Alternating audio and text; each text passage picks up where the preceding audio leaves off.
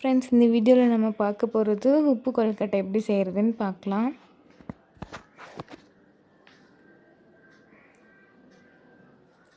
நல்லா சாஃப்டாக இருக்கும்.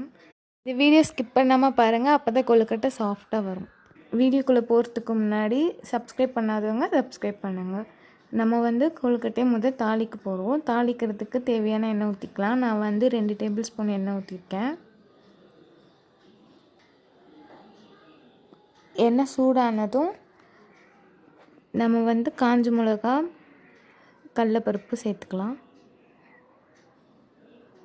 எண்ணெய் சூடாயிடுச்சு. இப்போ நம்ம சேர்த்துக்கலாம்.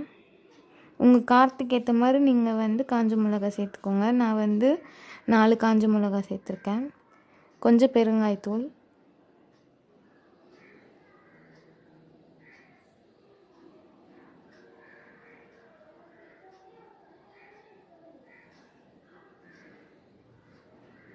இப்போ நம்ம அரிசி மாவில் அதை கொட்டிக்கலாம். நான் 1/2 கிலோ அரிசி மாவு எடுத்திருக்கேன். அதில் கொஞ்சம் குட்டி குட்டியாக தேங்காய் கட் பண்ணி போட்டிருக்கேன்.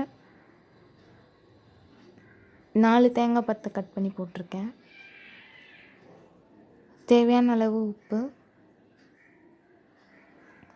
இப்போ நம்ம சுடுதண்ணி கொஞ்சம் வெது வெதுன்னு எடுத்துக்கிட்டு நம்ம மாவு பிசைய போகிறோம்.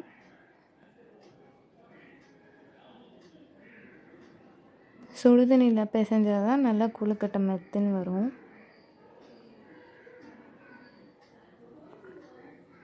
இந்த மாதிரி இருக்கணும்.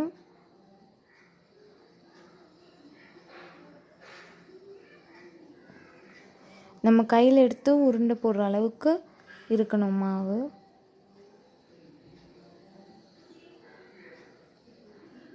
இந்த மாதிரி ஒரு உருண்டையாக போட்டு எடுத்து வச்சுக்கோங்க.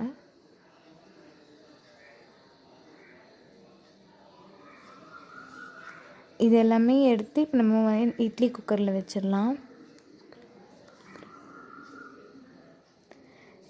சப்ஸ்கிரைப் பண்ணாதவங்க சப்ஸ்கிரைப் பண்ணுங்கள். மறக்காமல் அந்த பெல் பட்டனை கிளிக் பண்ணுங்கள். அவ்வளோதான், நம்ம 15 மினிட்ஸில் கொழுக்கட்டை ரெடி ஆயிடுச்சு.